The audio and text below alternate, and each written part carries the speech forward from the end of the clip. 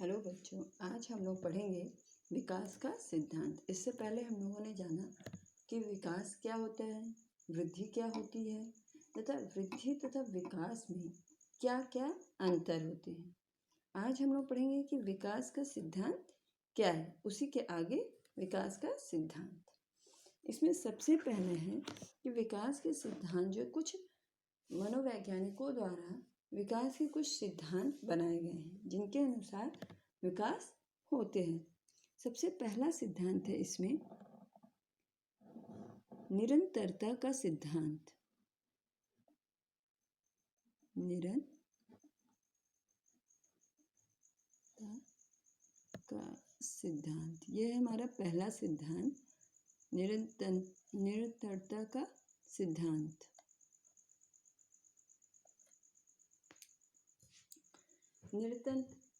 निरंतरता का सिद्धांत से क्या तात्पर्य है कि लगातार चलने वाली सिद्धांत, जो कि लगातार चलता रहता है, निरंतर चलता रहता है।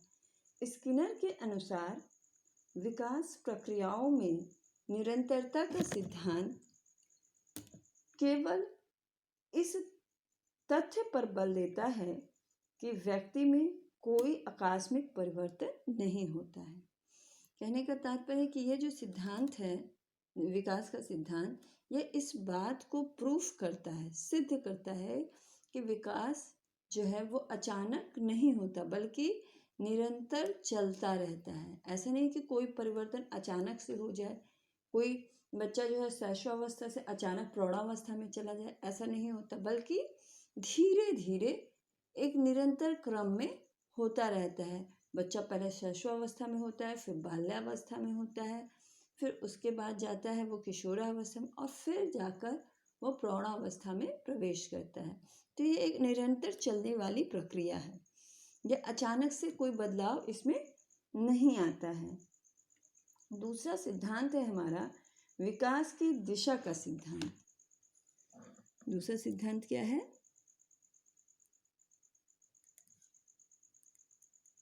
विकास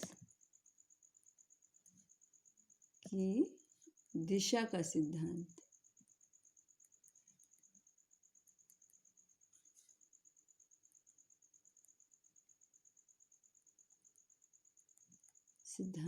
दूसरा सिद्धांत हमारा पहला हो गया निरंतरता का सिद्धांत और दूसरा हो गया विकास की दिशा का सिद्धांत। विकास जो है एक निश्चित दिशा में होती है। शरीर में विकास जो एक निश्चित दिशा में होती है, इसके निश्चित दो क्रम हैं। पहला क्रम कौन सा है? मस्तकाधोमुखी। मस्तकाधोमुखी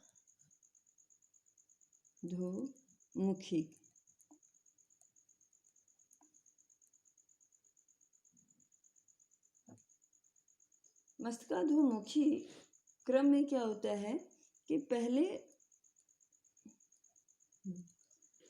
इस क्रम के अनुसार शारीरिक विकास, जैसे मस्तक लिखा हुआ है, यानी कि मस्तक सिर से प्रारंभ होता है और पैरों की दिशा की ओर जाता है। सिर से पैर की दिशा की ओर जाता है, यानी कि सर से प्रारंभ होकर के पैर की तरफ नीचे की तरफ जाता है।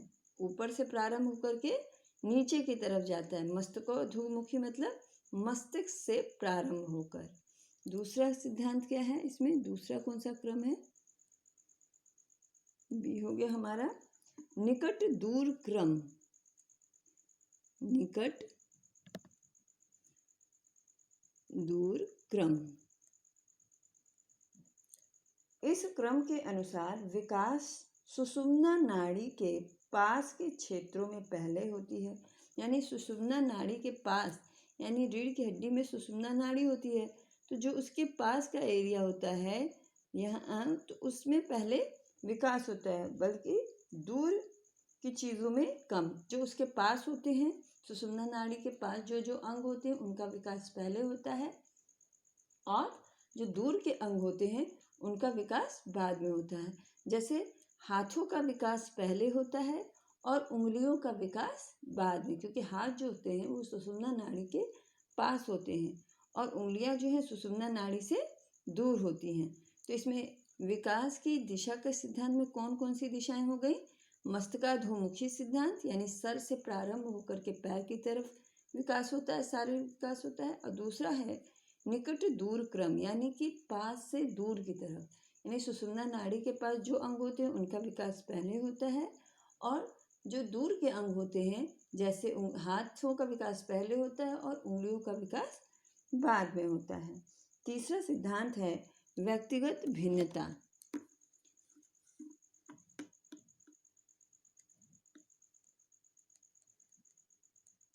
व्यक्तिगत भिन्नता का सिद्धांत।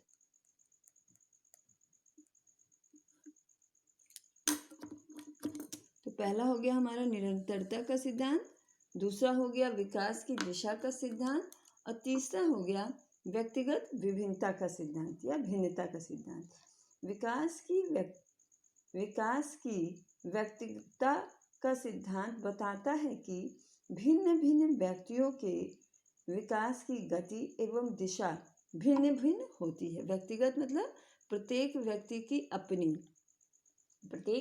की विकास की जो दिशा होती है और जो गति होती है, यानी कि दिशा क्या हो गई, ये दोनों मस्तकामुखी और निकट दूर क्रम, और जो गति होती है तीव्र या धीमी, वो प्रत्येक व्यक्ति की अलग अलग होती है। दूसरे शब्दों में हम कह सकते हैं कि प्रत्येक व्यक्ति अपनी गति अपने ढंग से विभिन्न क्षेत्रों में अपना विकास करता है। यानी कि जब दो बच्चे होते हैं, एक ही आयु के जब दो बच्चे होते हैं, दो बालक होते हैं, तो उनका शारीरिक, मानसिक, सामाजिक अथवा चारित्रिक आदि विभिन्नताओं का होना विकास की व्यक्तिगत विभिन्नता की ओर इंगित करता है। यानी कि जब एक ही आयु के दो बच्चे होते हैं तो उनका शारीरिक विकास भी अलग अलग हो सकता है, मानसिक विकास भी अलग अलग होता है, सामाजिक विकास भी अलग अलग होता है, और यहाँ तक कि चारित्रिक विकास भी अलग अलग होता है। तो इस अनुसार हम कह सकते हैं कि विकास के क्रम, विकास की दिशा व गति में व्यक्तिगतता की भिन्नता पाई जाती है। यानी प्रत्येक व्यक्ति के विकास की गति व दिशा अलग अलग होती है। किसी बच्चे में बहुत तीव्र गति से विकास होता है, शारीरिक विकास, किसी में धीरे होता है, किसी में मानसिक विकास, कोई बहुत तीव्र बुद्धि का होता है, कोई सामान्य बुद्धि का होता है। तो इस प्रकार सबका जो विकास का क्रम है वो अलग अलग होता है। फिर नेक्स्ट है हमारा चौथा हो गया परिमार्जितता का सिद्धांत। परिमार्जितता का सिद्धांत।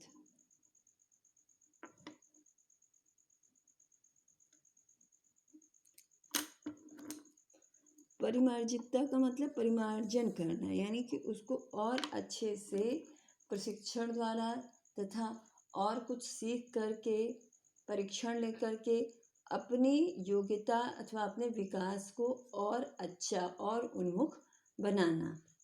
विकास की परिमार्जितता का सिद्धांत यह बताता है कि विकास की गति एवं दिशा में परिमार्जन संभव है, यानी कि उसको और अच्छा बनाया जा सकता है। विकास की गति और दिशा को जो है और अच्छा बनाया जा सकता है।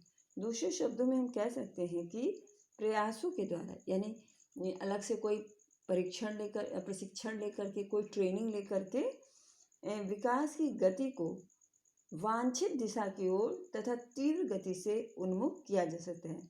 अगर हम कोई किसी कौशल में, किसी जैसे दौड़ना ये हमारे विकास के क्रम में आता है, किंतु अगर हम उसका प्रशिक्षण ले लेते हैं तो हम और अच्छा दौड़ सकते हैं और अच्छा खेल सकते हैं। तो इस प्रकार हम परिमार्जन द्वारा अपने विकास की दिशा व गति को और उन्मुख कर सकते हैं। विकास का यह सिद्धांत शैक्षिक दृष्टि से अत्यंत उपयोगी माना जाता है। शिक्षा प्रक्रिया के द्वारा, यानी कि शिक्षा लेकर के किसी भी बालक के विकास में वांछित दिशा और तीव्र गति से परिवर्तन लाया जा सकता है, अग्रसर परिवर्तन किया जा सकता है। यानी कि बच्चे को पढ़ा लिखा कर उसके मानसिक विकास में और तीव्रता लाई जा सकती है, तथा खेलकूद का परीक्षण दिला करके उसके शारीरिक क्रियाशीलता के विकास किया जा सकता है, अच्छे से अच्छा क्रियाशीलता में विकास किया जा सकता है। तो इस प्रकार हम कह सकते हैं कि कोई प्रशिक्षण द्वारा, कोई ट्रेनिंग लेकर के या शैक्षिक द्वारा हम बालक की गति व दिशा, विकास की गति व दिशा को और अग्रसर बना सकते हैं और अच्छा बना सकते हैं। पांचवा हो गया हमारा समान प्रतिमान का सिद्धांत।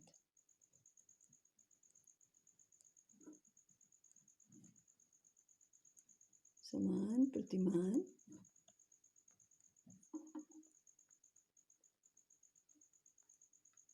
सिद्धांत।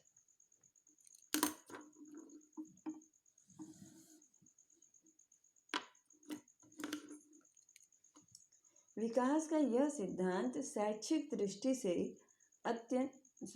इस सिद्धांत के अनुसार समान प्रजाति के विकास के प्रतिमानों में समानता पाई जाती है। इसके कहने का क्या तात्पर्य है कि जितनी भी प्रजातियां होती हैं उनमें विकास का क्रम जो है एक समान होता है। प्रत्येक व्यक्ति, चाहे वो पशु प्रजाति का हो या मानव, यानी चाहे वो मानव हो या पशु, सब में विकास का क्रम जो है सेम होता है, समान होता है। सब जो है पहले शैशव काल में होते हैं, फिर बाल्यावस्था में, फिर किशोरावस्था में, फिर प्रौढ़ावस्था और फिर वृद्धावस्था में जाते हैं।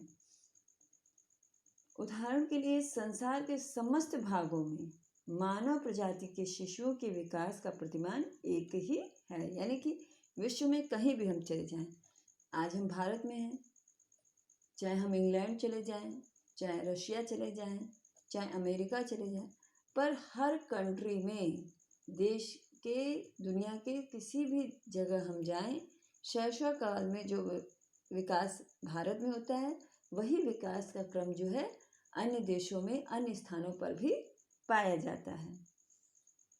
फिर नेक्स्ट है हमारा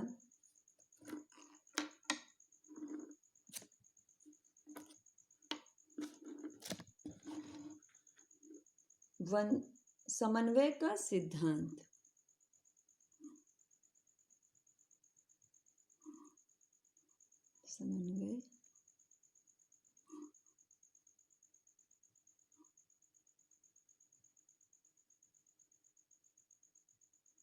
समन्वय का सिद्धांत।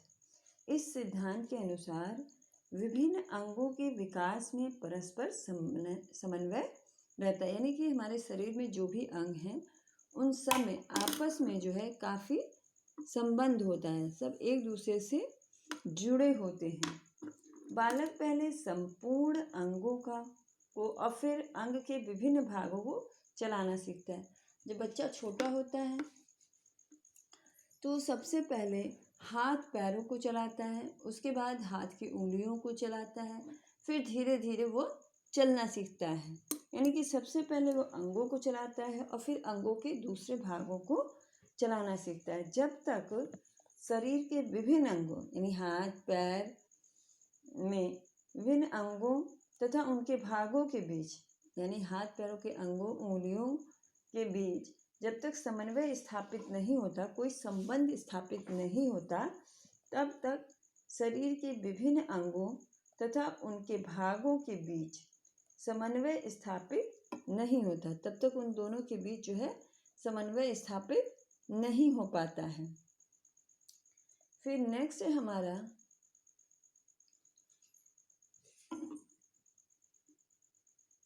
वंशानुक्रम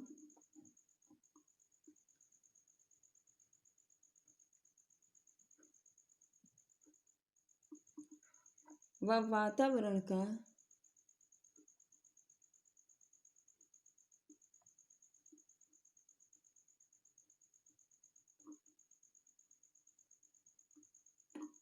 अंतःक्रिया का सिद्धांत।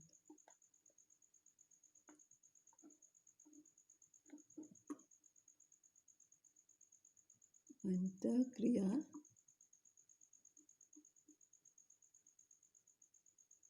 सिद्धांत।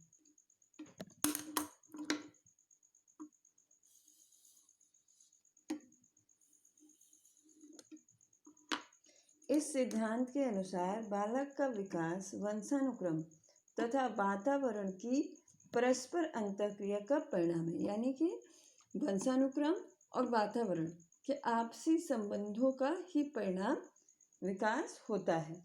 केवल वंशानुक्रम या केवल वातावरण बालक के विकास पर की दिशा व गति निर्धारित नहीं कर सकते। यानी कि केवल वंशानुक्रम ही या केवल वातावरण ही किसी बालक के विकास की दिशा और गति की तीव्र होगी कि धीमा यह निर्धारित नहीं कर सकती। ये दोनों आपस में मिलकर ही यह निर्धारित करते हैं।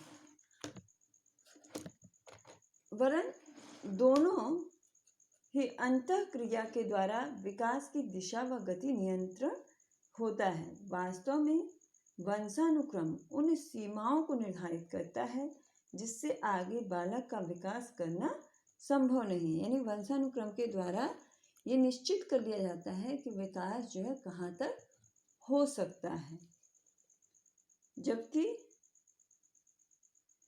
वातावरण उन सीमाओं के बीच विकास के अवसर व संभावनाओं को निर्धारित करता है। यानी कि जो जैसे बालक का वंशानुक्रम के द्वारा ये निर्धारित किया जा सकता है कि बालक जो है वह 5 फुट लंबा होगा, किंतु वातावरण के द्वारा हम उसे उतनी ही लंबाई में अधिक से अधिक विकास कर सकते हैं।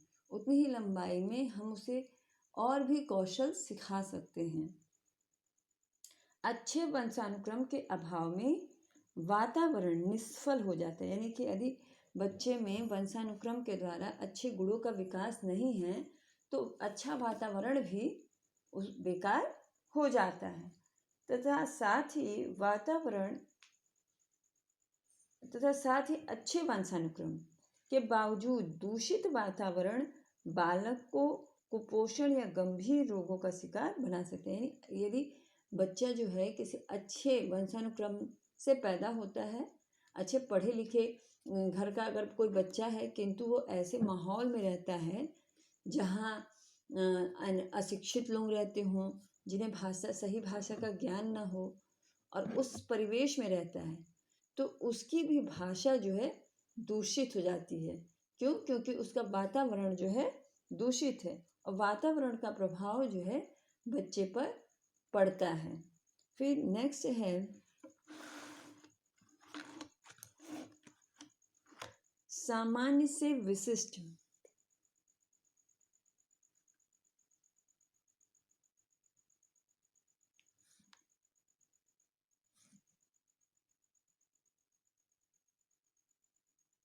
विशिष्ट प्रतिक्रियाओं का सिद्धांत।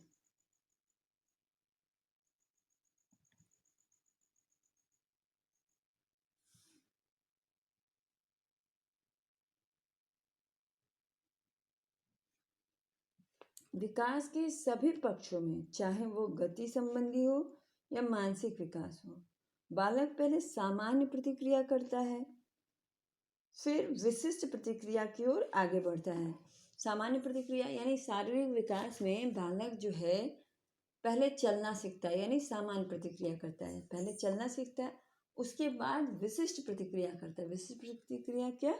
दौड़ना, भागना, कूदना, ये क्या हुआ? विशिष्ट प्रतिक्रिया। तो बालक जो है पहले कैसी प्रतिक्रिया करता है? सामान्य प्रतिक्रिया, जैसे चलना फिरना, और फिर उसके बाद विशिष्ट प्रतिक्रिया करता है। विकास के क्रम में जैसे जैसे आगे बढ़ता जाता है, उसके बाद वो विशिष्ट प्रतिक्रिया करता है। विशिष्ट प्रतिक्रिया में क्या? जैसे दौड़ना, कूदना आदि। तो ये सारे जो हैं हमारे विकास के सिद्धांत हैं, तथा जो भी हमारा विकास होता है, चाहे किसी भी संसार के किसी भी क्षेत्र में हो, किसी भी प्रजाति में हो, विकास का यही सिद्धांत प्रयोग में आता है, तथा विकास को हम प्रशिक्षण द्वारा और अच्छा बना सकते हैं। विकास पर वातावरण का भी प्रभाव पड़ता है और वंशानुक्रम का भी प्रभाव पड़ता है। जैसे यदि कोई बच्चे में अच्छे गुण हों, उसके माता पिता बहुत पढ़े लिखे हों, पर वातावरण सही नहीं है, तो उसकी भी आदतें बुरी हो सकती हैं। किंतु यदि बहुत अच्छा वातावरण है, परंतु वंशानुक्रम के द्वारा उसमें कुछ बीमारियां आ गई हैं, वो कुछ बीमारियों को लेकर जन्मजात उत्पन्न हुआ है, तो अच्छे वातावरण में भी वह ठीक नहीं हो सकता है। विकास की एक गति होती है, तो प्रत्येक व्यक्ति में, चाहे वो एक सेम एज का हो, किंतु प्रत्येक व्यक्ति के विकास का क्रम जो है वो अलग अलग होता है, उनमें व्यक्तिगत भिन्नता पाई जाती है। प्रत्येक व्यक्ति का विकास जो है अलग गति व दिशा के अनुसार होता है। एक ही आयु के दो बालकों में उनके शारीरिक, मानसिक, सामाजिक तथा नैतिक विकास में अंतर पाया जा सकता है। यह अंतर उनके वंशानुक्रम के आधार पर भी होता है और वातावरण के आधार पर भी होता है। उनमें आपस में, व्यक्ति के शारीरिक विकास में आपस में जो है समन्वय पाया जाता है। अंगों तथा अंगों के भागों में, जैसे हाथ पैरों में तथा हाथ पैर की उंगलियों में, ये आपस में समन्वय होता है। समान प्रतिमान का सिद्धांत में कि चाहे व्यक्ति किसी भी जाति या समूह का हो, प्रतिमान यहाँ पे आप लोग सही कर लीजिएगा, समान प्रतिमान के सिद्धांत। व्यक्ति चाहे समान जाति या किसी भी प्रजाति का हो, चाहे वो पशु हो या मानव हो, सब में समान प्रतिमान पाए जाते हैं। सब में एक विकास की दिशा और क्रम निश्चित होता है। बच्चा पहले शिशुअवस्था में आता है, फिर बाल्यावस्था, किशोरावस्था और फिर प्रौढ़ावस्था। विकास जो है अचानक नहीं होता, इसका एक निश्चित क्रम होता है, उसके अनुसार ही विकास होता है। जो भी परिवर्तन विकास होते हैं वह अचानक नहीं होते हैं। इसके बाद हम लोग पढ़ेंगे विकास की अवस्थाएं। तो इस प्रकार जो है हम लोग के विकास के सिद्धांत, विकास में विकास का सिद्धांत कंप्लीट होता है। यह आप लोग के सिलेबस में नहीं है, किंतु क्वेश्चन पेपर में बार बार रिपीट हुआ है, इस वजह से यह करा दिया गया है। आप लोगों को आपके सिलेबस में यह टॉपिक नहीं मिलेगा, परंतु क्वेश्चन पेपर में आया हुआ है, कई बार रिपीट हुआ है, इसलिए यह करवा दिए हम। तो कल हम लोग पढ़ेंगे विकास की विभिन्न अवस्थाएं।